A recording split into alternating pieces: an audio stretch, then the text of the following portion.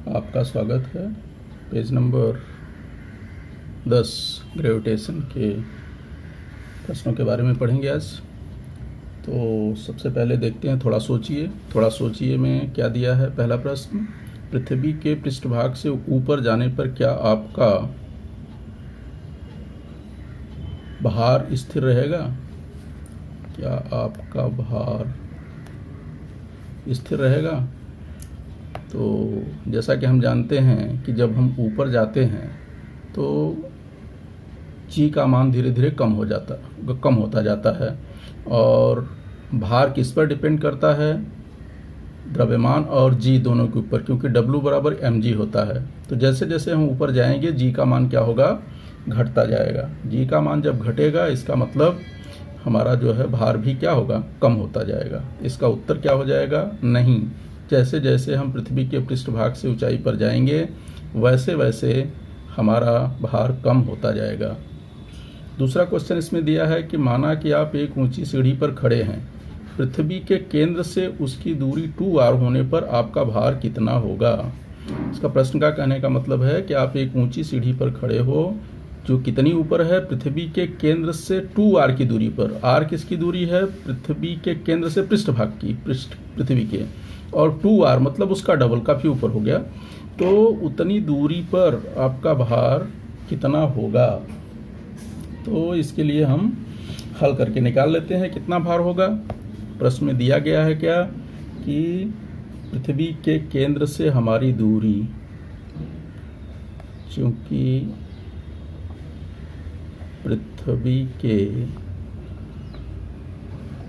केंद्र से हमारी दूरी ये दिया है कितना? t बराबर 2r, समझो प्रश्न में दिया हुआ है। इस आधार पर हम क्या करेंगे कि पृथ्वी पर हमारा भार ज्ञात कर लें कितना है। इसलिए पृथ्वी पर हमारा भार, जिसे हम कहते हैं W, तो ये W बराबर हम जानते हैं फार्मूला होता है mg, और यहाँ पर m तो मालूम नहीं है, g का मान हमें मालूम है, क्या होता है? Gm/r², और इसको मिला दिए तो ये बन गया Gm/r²। ये हो गया कितना फार्मूला, इसको हम इक्वेशन डाल लेते हैं 1। अब आते हैं इसी प्रकार जब हम पृथ्वी से ऊंचाई पर रहेंगे, इसी प्रकार पृथ्वी से ऊंचाई पर या पृथ्वी से दूरी पर, इसी प्रकार पृथ्वी से d दूरी पर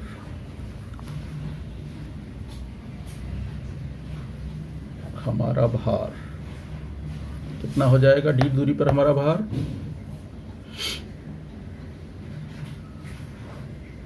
तो वही फार्मूला W=mg इसी आधार पे किए हैं।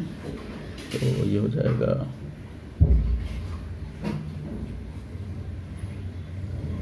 W बराबर m गुणे Gm बटे r² की जगह यहाँ पर दूरी हमारी कितनी है? d, तो ये कितना हो जाएगा? d²। अब यहाँ पर मान रख देंगे तो ये हो गया Gm/d की वैल्यू कितनी है? 2r का स्क्वायर। इसको सिंप्लीफाई कर दीजिए तो ये कितना बन गया? Gm बटे 4r²। ठीक है, दिख रहा है? और यही बराबर कितना हो जाएगा? 4 को अगर अलग कर दीजिए तो 1/4 गुणे Gm/r²।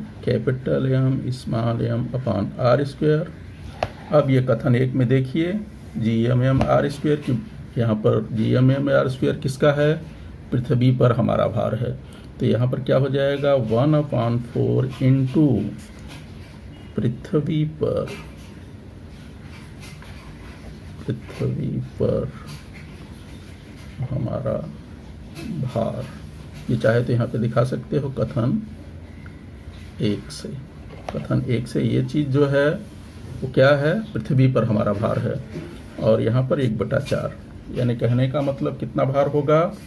हमारा भार जो है d ऊंचाई पर यानी 2r की दूरी पर पृथ्वी के भार का 1/4 होगा। ठीक है। अब आते हैं उदाहरण नंबर, नीचे उदाहरण दिया गया है उसमें, तो उदाहरण देख लेते हैं क्या है। यदि किसी व्यक्ति का चंद्रमा पर भार 750 न्यूटन है तो चंद्रमा पर उसका किसी व्यक्ति का पृथ्वी पर भार, सॉरी चंद्रमा पर नहीं है, यहाँ पृथ्वी है। किसी व्यक्ति का पृथ्वी पर भार 750 न्यूटन है तो चंद्रमा पर उसका भार कितना होगा? यहाँ पर थोड़ा जानकारी के लिए दिया है। चंद्रमा का द्रव्यमान पृथ्वी के द्रव्यमान का 1/81 गुना है तथा उसकी त्रिज्या पृथ्वी की त्रिज्या की 1.37 गुना है, 1/3.7 गुना है। ठीक है। तो इसके आधार पर हमको क्या क्या मालूम है वो हम लिख लेते हैं। प्रश्नानुसार पृथ्वी पर व्यक्ति का भार यानी W/E, वेट ऑन E, अर्थ, तो ये हो जाएगा 750 न्यूटन। कहाँ ज्ञात करना है वेट को? मून पर, ये ज्ञात करना है। और दूसरी जानकारी क्या दिया है यहाँ पर? चंद्रमा का द्रव्यमान पृथ्वी के द्रव्यमान का 1/81 गुना है, यानी यहाँ पर मास दिया है, मास ऑफ M, ऐसा लिख लेंगे, मास ऑफ M ये बराबर 1/81 मास ऑफ अर्थ। ठीक है। इसको और थोड़ा अनुपात के रूप में करेंगे तो ये हो जाएगा मास ऑफ मून बटे mass of earth is equal to 1/81। ठीक है।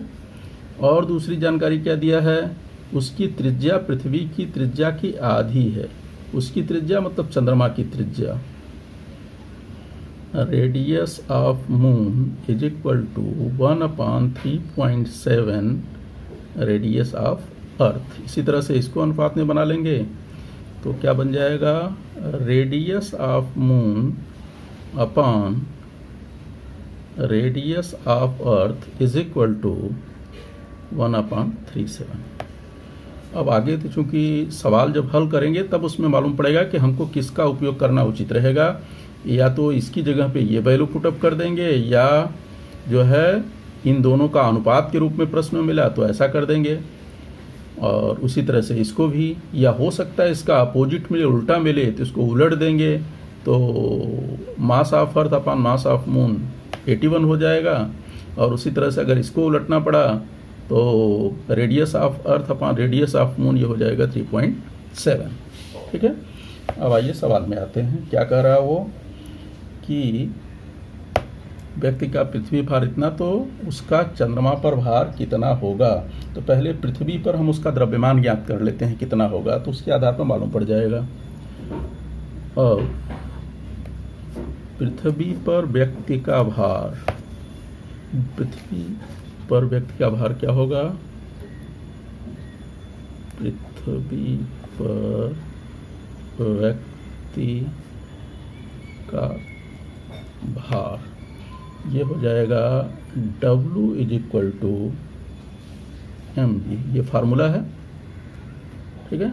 अब यहाँ W का मान मालूम है हमको, कितना दिया है? 750 न्यूटन, और ये बराबर m नहीं मालूम है, g। पृथ्वी पर g का मान क्या होता है? Gm/r²। तो Gm मतलब मास ऑफ अर्थ अपॉन r², इसका मतलब रेडियस ऑफ अर्थ, पृथ्वी की त्रिज्या का वर्ग। ठीक है। अब चाहे तो यहाँ से m की वैल्यू निकाल लेते हैं, तो इसलिए m बराबर m इज इक्वल टू ये इधर आ जाएगा, तो पूरा क्या हो जाएगा, नीचे आ जाएगा, यानी 750 multiplied by R E square upon G mass of earth. ये इक्वेशन हम डाल लेते हैं यहाँ पर, इसकी ज़रूरत पड़ सकती है। और इसी आधार पर हम इसी प्रकार या इसी आधार पर क्या करेंगे, चंद्रमा पर व्यक्ति का भार निकाल लेंगे। अभी पृथ्वी पे निकाले, अब चंद्रमा पर निकाल लेते हैं। तो इसको पृथ्वी था तो इसको यहाँ पर लिख सकते हैं W ऑफ अर्थ, ठीक है। और चंद्रमा पे निकालने जा रहे हैं तो ये हो जाएगा वेट ऑन मून। तो वहाँ पर यम तो व्यक्ति का सेम रहेगा, यम में कोई परिवर्तन नहीं होता है, और फार्मूला mg है, तो यहाँ पे जैसे रखा तो यहाँ पे हो जाएगा g, फिर मास ऑफ अर्थ था तो यहाँ हो जाएगा मास ऑफ मून। रेडियस भी किसकी यहाँ आ जाएगी, रेडियस ऑफ मून का स्क्वायर, ठीक है। अब ये जो m की वैल्यू है यहाँ पर पुटअप कर दीजिए, तो क्या मिल जाएगा, 750 इंटू रेडियस ऑफ अर्थ का square upon g into mass of earth. ये तो m की जगह हो गया, और यहाँ ऑलरेडी है क्या, g mass of moon upon radius of moon का स्क्वायर, चंद्रमा की त्रिज्या का वर्ग।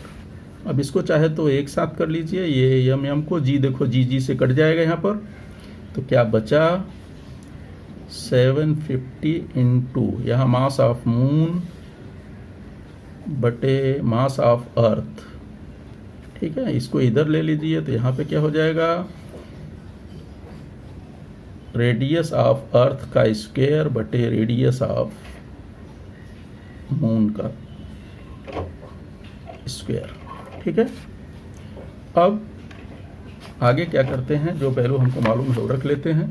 देखिए क्या क्या मालूम है, 750, इसकी वैल्यू देखिए ऊपर मालूम है, यहाँ पर आप आएंगे कहाँ पर, ये देखो यहाँ निकाल के रखा है, मास of moon upon mass of अर्थ क्या है, 1/81, तो यहाँ 1/81 रख देते हैं, ठीक है। और इसका देखिए तो ये ऊपर भी स्क्वायर है, नीचे स्क्वायर है, तो होल स्क्वायर हो जाएगा। किसका हो जाएगा, RE बटे RM, यानी पृथ्वी की त्रिज्या बटे चंद्रमा की त्रिज्या का अनुपात। लेकिन यहाँ उल्टा आया है, हम निकाले हैं क्या, चंद्रमा बटे पृथ्वी, तो यहाँ पर पृथ्वी बटे चंद्रमा है, तो ये उलट जाएगा, 1/3.7 है। यहाँ देखिए 1 जब इसको उल्टेंगे तो क्या हो जाएगा, RE बटे RM, तो 3.7/1 हो जाएगा, दोनों उलट जाएगा। तो यहाँ इसका उल्टा वैल्यू रख देते हैं, तो हो जाएगा 3.7/1 का होल स्क्वायर, ऊपर नीचे दोनों स्क्वायर है, तो क्या हो जाएगा, होल स्क्वायर, ठीक है। अब इसको सिंप्लीफाई कर लेंगे, अगर ये कटेगा तो देखो काट लीजिए, कट रहा है क्या, 3 से कटेगा, 2.5 250, और ये 27 81 होता है, तो यहाँ पे आ गया 27, क्या बच गया, 250 इंटू 3.7 का स्क्वायर है, तो 2 बार हो गया, अपॉन 27। अब इसको मल्टीप्लाई कर लीजिए, मल्टीप्लाई करने के बाद 27 से डिवाइड कर दीजिए, तो ये आ जाएगा करीब 1.6759। ये पहले ऊपर मल्टीप्लाई करेंगे, फिर 27 से 27 से क्या करेंगे, डिवाइड कर देंगे, ठीक है। और इसको अगर निकटतम वैल्यू इसकी लेते हो तो ये हो जाएगा 126.8 न्यूटन। यानी पृथ्वी पर अगर 750 न्यूटन व्यक्ति का भार है, तो चंद्रमा पर उसका भार हो जाएगा 126.8 न्यूटन। अब इसी को चाहे तो अनुपात में अगर निकालेंगे, तो अनुपात में निकालने का मतलब उसके पृथ्वी के वेट में से, भार में से इस भार को भाग दे देंगे, तो लगभग 6वां हिस्सा आएगा, यानी 1 ये 6 गुना पृथ्वी का भार जो है इसका 6 गुना आएगा, 6 बार के आसपास जाएगा, 5.91 समथिंग आएगा, लेकिन निकटतम लेंगे तो वो 6 के आसपास आएगा। यानी चंद्रमा का भार चंद्रमा पर व्यक्ति का भार पृथ्वी के भार का 1/6 गुना होता है। ठीक है, 6वां हिस्सा है ये करीब करीब। ठीक है, इसके आधार पर भाग देके निकाल सकते हैं। और यही भार पूछा था कि भार कितना होगा, तो चंद्रमा पर, यहाँ पर चाहे तो लिख सकते हैं इसी प्रकार, चंद्रमा पर व्यक्ति का भार। तो बार बार आंसर लिखने की जरूरत नहीं है, यहाँ पे आ गया चंद्रमा पर व्यक्ति का भार कितना आ गया ये। ठीक है, अब आते हैं फ्री फॉल, मुक्त पतन। मुक्त पतन क्या होता है, इसको सोचने के लिए, इसको समझने के लिए यहाँ करके एक उदाहरण दिया है, करके देखिए। इसको आराम से कर सकते हैं घर पे। एक छोटा सा पत्थर हाथ में पकड़िए और उसके ऊपर कौन कौन से बल प्रयुक्त हो रहे हैं। अब धीरे धीरे उस पत्थर को छोड़िए, आपको क्या दिखाई देगा। आपके द्वारा छोड़े जाने के बाद पत्थर पर कौन से बल प्रयुक्त हुए। तो इसके लिए जैसा कह रहा है वैसा करिए। एक जो है बॉल ले लीजिए या पत्थर ले लीजिए, पत्थर का टुकड़ा या कोई बॉल ले लीजिए और उसको हाथ में पकड़ लीजिए, ऐसा कह रहा वो।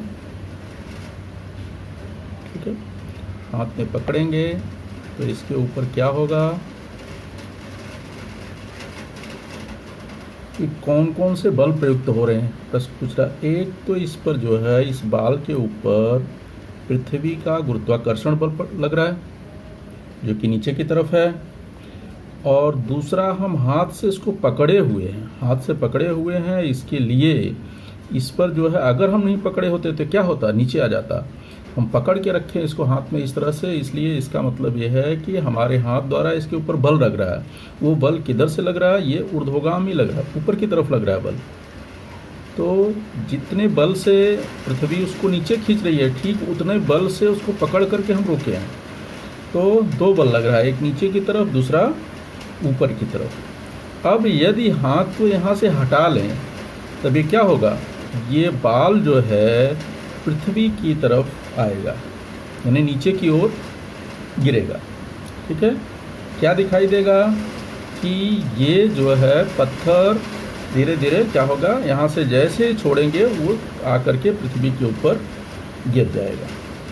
छोड़ने के बाद फिर कौन सा बल लगेगा, ये जो हम हाथ द्वारा बल लगाए हुए हैं, ये बल यहाँ से क्या होगा, हट गया, हमने हटा लिया।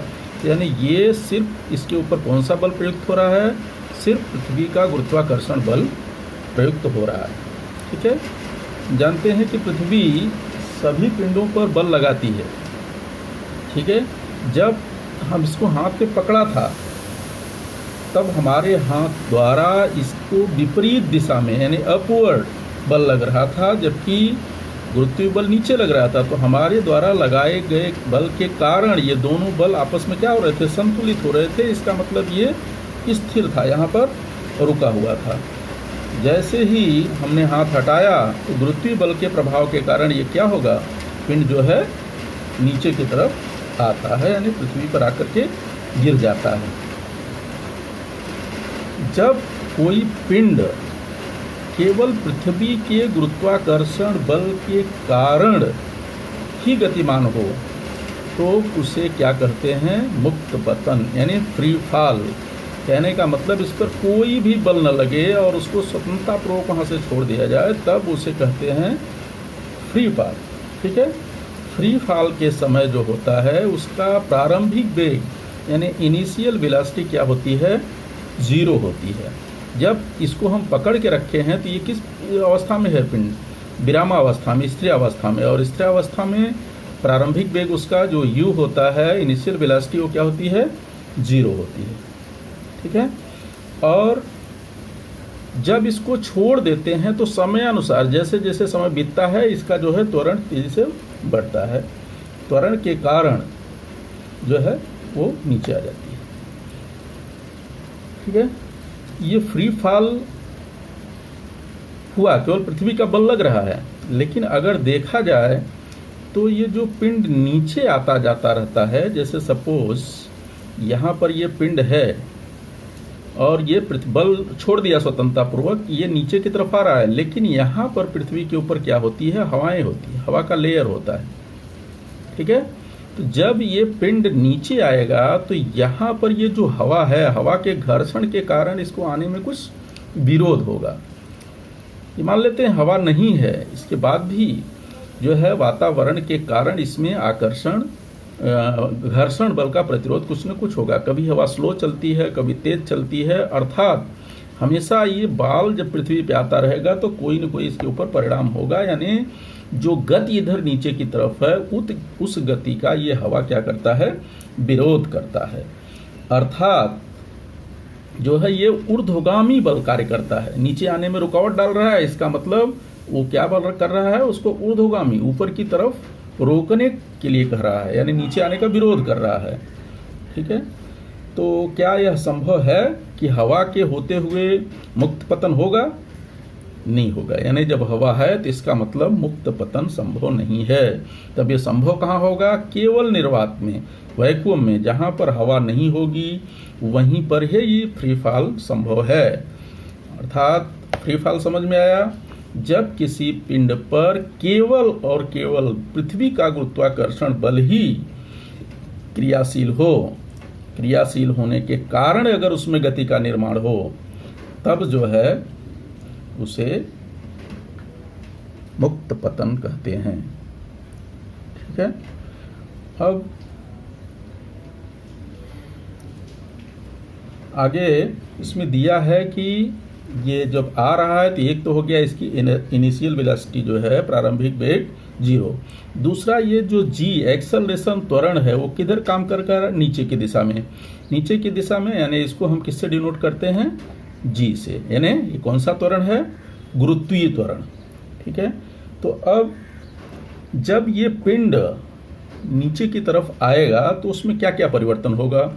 उसके फाइनल वेग में, फाइनल वेलोसिटी में, यानी अंतिम वेग में परिवर्तन होगा, और उसकी जो है विस्थापन डिस्प्लेसमेंट जो होगा उसमें भी परिवर्तन होगा समय के अनुसार।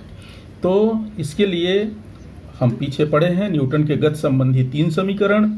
उन समीकरणों में यदि u बराबर 0 और a मतलब एक्सेलरेशन बराबर g गुरुत्वीय त्वरण रख दें तो हम जो है दूसरे समीकरण मिलेंगे जिसके सहारे हम अंतिम वेग और जो है विस्थापन ज्ञात कर सकते हैं। तो हम याद है पहले का तीनों समीकरण क्या हैं न्यूटन्स के?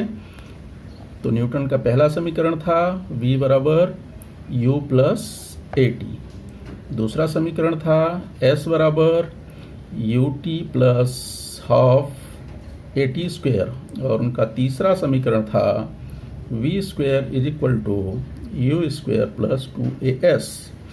अब यदि यहाँ पर चूंकि ये फ्री फॉल के केस में u बराबर हम क्या लेंगे? 0, और a की जगह क्या लेंगे? g। तो ये फ्री फॉल के लिए जो हमारा समीकरण बन जाएगा वो यहाँ पर, अगर इसमें चूंकि v is equal to U plus at है, यहाँ पर हम क्या रख दें? u बराबर 0, तो ये हो जाएगा 0, और a की जगह हम क्या रखें? फ्री फॉल के लिए क्या होगा? u इज इक्वल टू 0 और a is equal to g, तो ये बन जाएगा gt, यानी हमारा ये समीकरण बन गया v is equal to gt, ठीक है। और अगर सेकंड लेते हैं तो सेकंड क्या था? s is equal to ut plus half at square, ठीक है। तो यहाँ पर क्या करेंगे हम? u की जगह अगर 0 रखेंगे तो 0 into T plus half, a की जगह क्या रखेंगे? g इंटू टी स्क्वायर है, तो ये पूरा क्वांटिटी 0 हो गया। क्या बन गया? s बराबर हाफ gt स्क्वायर, ये हमारा दूसरा मिल गया। और तीसरा जो समीकरण है यहाँ ले लेते हैं, v square is equal to U square plus 2as, ठीक है। तो यहाँ पर u 0 है तो 0 का स्क्वायर प्लस 2gs हो जाएगा, यानी इसलिए हमको मिल गया v square is equal to 2gs। ठीक है, ये तीनों समीकरण जो है हमको मिल गए। अब यहाँ ध्यान रखना है कि ये जब नीचे की तरफ आता है तब ये स्थिति होती है, यदि पिंड ऊपर की ओर जा रहा है, ऊपर की ओर जा रहा है या ऊपर इसको फेंका जाता है, उस समय क्या हो जाएगा, जी की जगह हम क्या लेंगे, माइनस जी लेंगे। तो ये यहाँ पर जो है माइनस जी टी आ जाएगा और यहाँ पर minus half G T square, यहाँ पर माइनस 2GS, यानी चिन्ह बदल जाएगा। ऊपर की दिशा में जाने पर जी रहेगा, जब कहने का मतलब ये डाउनवर्ड रहेगा तब इसको हम जी लेंगे, और अगर ये अपवर्ड जाएगा तब क्या हो जाएगा, माइनस जी। क्यों, पृथ्वी के गुरुत्वाकर्षण बल के हम विपरीत दिशा में जा रहे हैं। ठीक है, अब इधर क्या जानते हैं, एक उदाहरण दिया है कि अगर पृथ्वी पर जी का मान सभी पिंडों के लिए समान है तो किन्हीं दो पिंडों को एक ही ऊंचाई से छोड़ने पर वे एक ही जमीन पर पहुंचते हैं, उसके द्रव्यमान तथा अन्य किसी गुणधर्म का इस समयावधि पर कोई परिणाम नहीं होता। ऐसा प्रूव किया जा चुका है।